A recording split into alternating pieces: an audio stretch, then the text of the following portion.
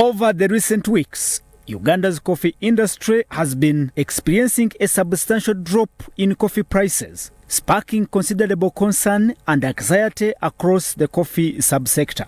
The Ministry of Agriculture has attributed this decline primarily to global market dynamics, emphasizing that local disruptions or domestic policies are not the cause for this undesirable trend.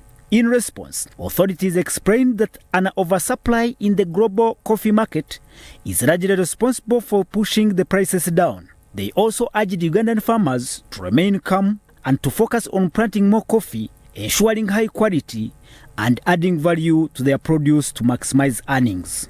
The question, however, remains: how will stakeholders, particularly farmers, respond to these falling prices, and what is the most effective way for the government to support them in staying in business? This is the Limelight. Well, good evening and welcome to the program. This is the Limelight, and speaking about low prices of coffee, we this evening link up with Doreen Isaacs Chinobe, and Doreen is a coffee processor processing Ugandan coffee. And Doreen, welcome to the program. Thank you so much, Prince Apollo. I'm delighted to be part of your program tonight. I have great passion for coffee. And like you see, this is my brand that I process. I make roasted beans and ready coffee to drink, which is the beans are grounded and processed into ready coffee to drink and taken directly to the consumer. Right. Let's speak about the declining coffee prices. And speaking about the falling coffee prices, how do you people in the coffee subsector respond to these fluctuating prices? For us, it's been it also comes as a shock. Like, you're used to something, you're playing around with it, and then one morning you wake up, boom, everything is down. So it has shocked us as processors, because when our farmers are affected, so are the processors. Usually the farmers lose morale and they are discouraged. And they are scrambling, kind of like calling everywhere, telling you how much losses they have incurred just overnight. But then our work to really mitigate this is to keep them calm and encourage them and let them know that tomorrow is going to be better than today. We've seen instances where farmers actually go to the extreme when prices go down. We have had experiences with vanilla crop and other crops in which these farmers have a lot of hope. But when prices go down, they go to the extreme of cutting their crops. What is it with coffee? How do coffee farmers respond to these fluctuating coffee prices? I'm sure the old coffee farmer knows how these prices work at the world market. The coffee price is really set at the world market. Yeah, sure. And those who have been into coffee, they've seen prices go up, they've seen the prices fluctuate. However, the newcomers, the new players who are joining into production may not be so conversant with how it works. I need to assure farmers that coffee is fuel for the world. Sure. It fuels the world. It cannot go anywhere. The world cannot do without it. Different players, different playing factors may come and affect the price, but they will not really affect the income that coffee brings into your pocket. So as a farmer, please stand firm. Experience the low times. They are not going to last forever. Coffee will find its equilibrium. Eventually, everyone will reach that middle ground where everyone is happy. the exporter, the processor, and the farmer. I also need to remind the farmers that coffee is not real estate, whereby at one time you sell this big building, boom, and then all of a sudden you have a lot of money, or you put down your money and all of a sudden it multiplies 10 times. Coffee is one cup at a time. You have to understand how money of the coffee money trickles in. It comes in slowly, but it comes in consistently, and it comes in on a daily. So those who are growing coffee, we encourage you to increase production and just know how to play the game. Usually when the coffee prices fall, how long does it take for these prices to rise again? For instance, do they have now the coffee, those in the coffee chain, should they wait for the next season, or even in this season, we may see prices again go up? You see, prices are affected by very many things. Say, for example, here in Uganda. In this case, government has said it is there are external factors, the global market factors, Exactly. which are attributed to this fall in prices. Exactly. The global factors, say, for example, for the last 3 years, I think before COVID, that's when we saw coffee starting to go up. And that was because of the weather effects in Brazil and Vietnam. And those are the biggest players. Sure. They produce a lot of coffee. And because of the weather effects, there was less coffee on the market. And that pushed our prices up. Because now the demand was high. The supply was not really meeting. So the prices had to automatically go up. But prior to COVID, if we see like coffee was around 6,000, 5,000 a kilo, and it had been playing around that, and the farmer was used. However, this wave of so much profit, was driven by the scarcity in Vietnam and the scarcity in Brazil. So it drove the prices so high that the farmer got overexcited. And now things are starting to go back to where they were before. Let the farmer not forget where he came from. Before COVID. Before all this weather affected Brazil. And they should always play backwards and go, what happened here? Because I'm sure the coffee world tried to educate a lot of farmers about what is going on, the playing factors. And another reason, there has also been an increase in Ugandan production of coffee. Sure. You can see that we have stepped up our game. We are producing more, which is really a good thing. I applaud the farmers out there who are increasing on the acreage, and the new players who are getting into coffee production. Please continue doing so. We really, really, really need the many, many bags of coffee, because the secret is actually in the quantity. That's where the secret is. So farmers do not lose morale. We are just starting. So like I asked, should they wait for the next season to expect, a rise in prices, or it can happen, or it may take 5 years? What should they expect? No, it won't take 5 years. They should also understand that the weather, forget about the weather that is affecting negatively, but the weather right now, it is summer in the West. It is summer in most countries.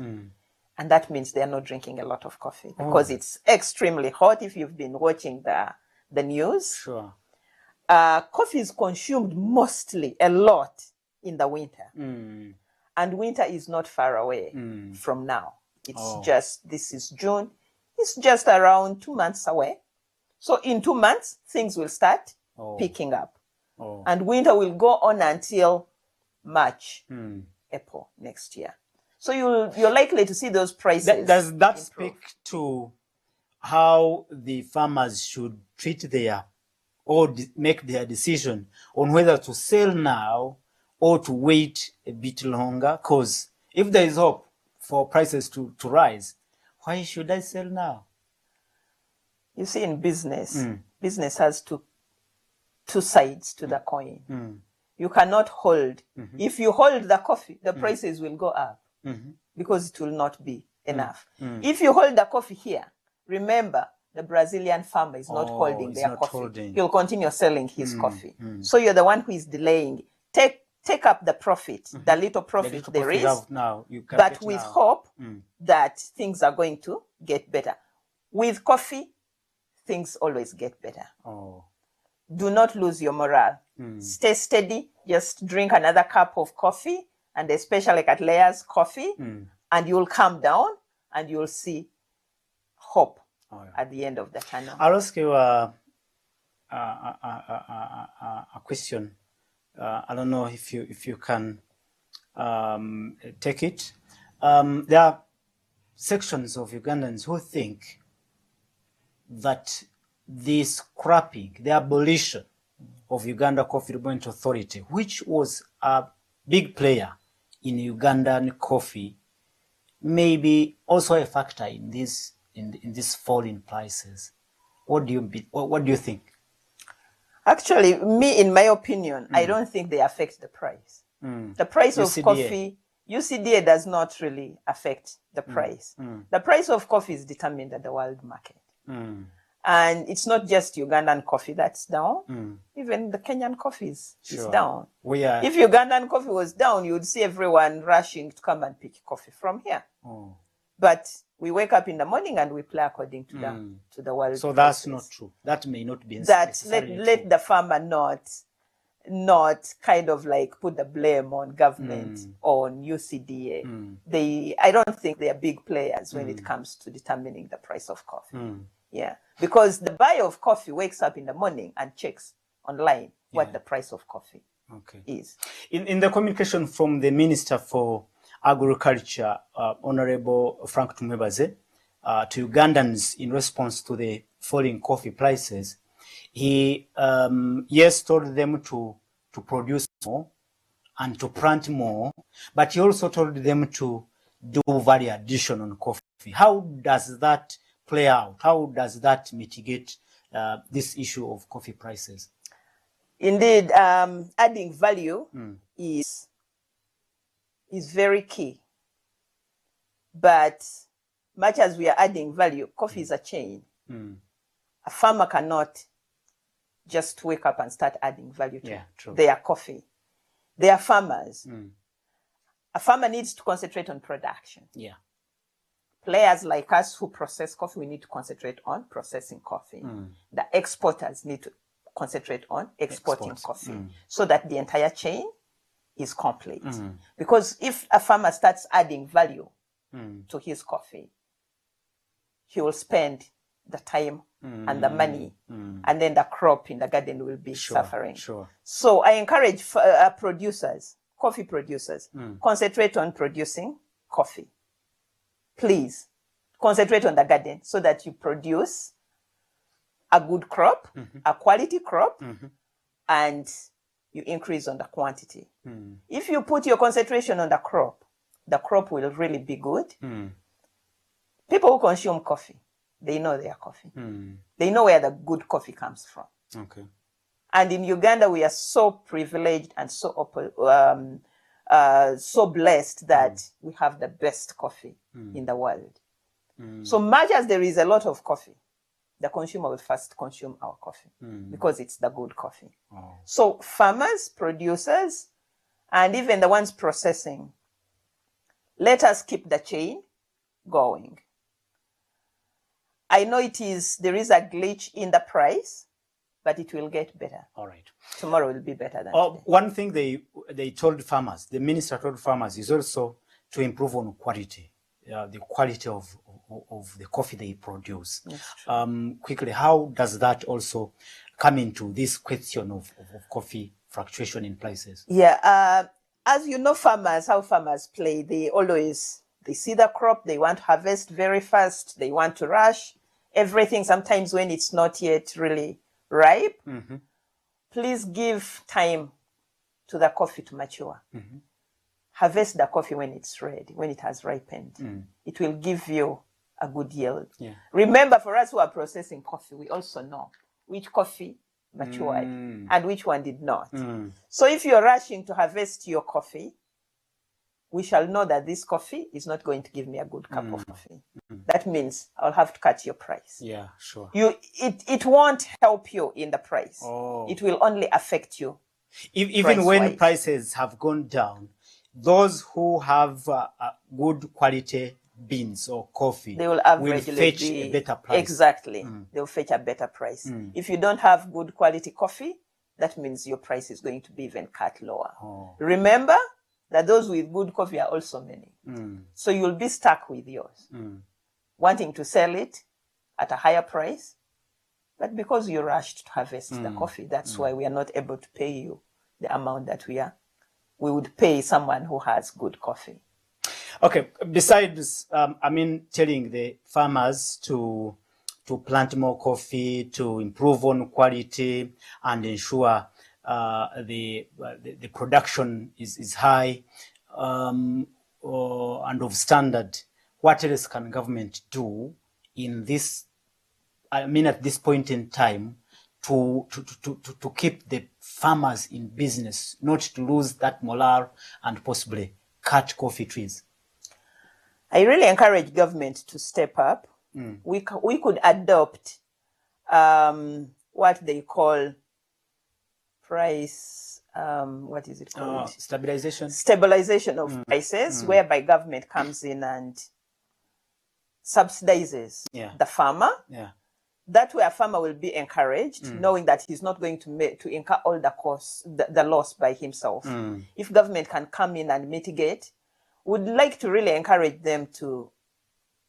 Government can buy coffee from the farmers, and I know that program. I don't think that it does exist, but let us think about it let government think about it to start subsidizing the things so that a farmer is not really discouraged. Sure, it does not gain me anything or gain government anything or the farmer anything when he cuts his crop, his plantation down.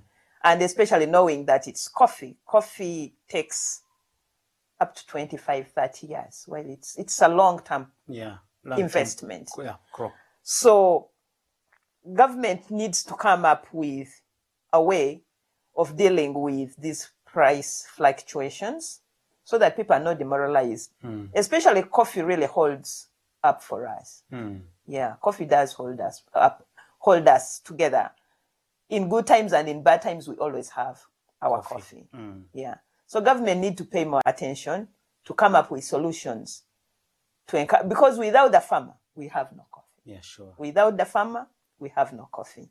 So the farmer really needs to not let him bear the loss all by himself. And even processors, they are middle players in there. Those who buy from the farmer, they keep their coffee, hoping for a better price.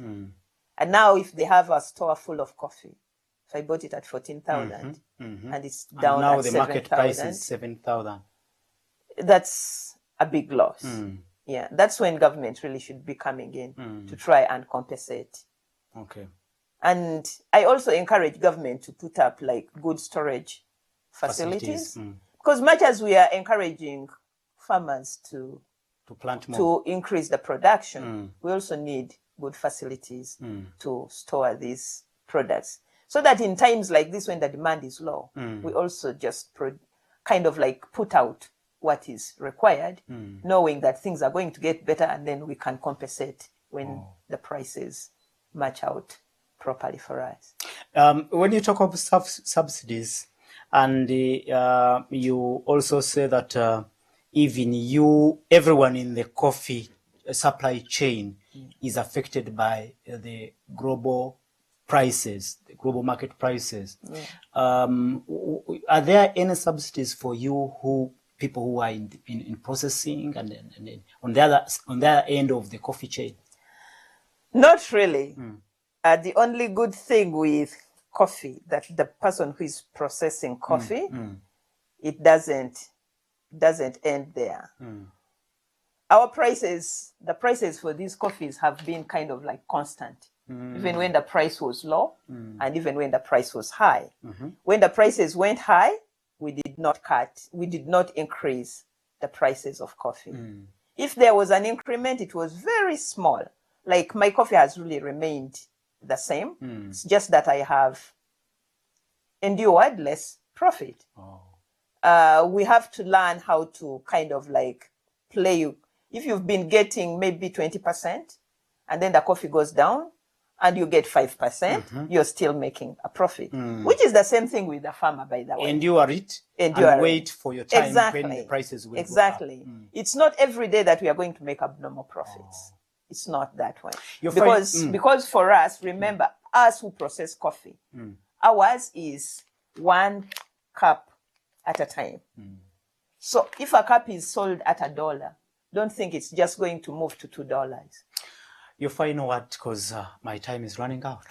Yes, my dear farmers, we don't have coffee without you. I really encourage you to continue growing coffee, to continue looking after your crop very well. Do not lose the morale. We are here to consume the coffee, but the most important thing I would like to encourage Ugandans, for us to mitigate this crisis, we need to continue. We need to up our game of consuming our own coffee. If we were taking our own coffee the way we are supposed to, the way the other countries do, price increase does not affect us because we have ready market at home. So let us concentrate on drinking our own coffee. Let us learn how to drink our own coffee and to embrace our own coffee. Thank you so much. Thank you so much, Doreen. And Doreen Isaacs Chinobe is a coffee processor, a processor of local Ugandan coffee. I can see here blend of Cattleys blend made by herself. Let's keep our people, in business. Let's encourage them to stay in business. Let's tell our farmers that, well, today it may not be very good, but tomorrow it will be better. My name is Prince Apollo, and we catch up again next Friday in another edition of the Limelight. Thanks to my production team. Thank you, Doreen. Thank you, Prince. Until next week, good evening. God bless you, and God bless you. Download the Salt Media app from the Google Play Store and the Apple App Store.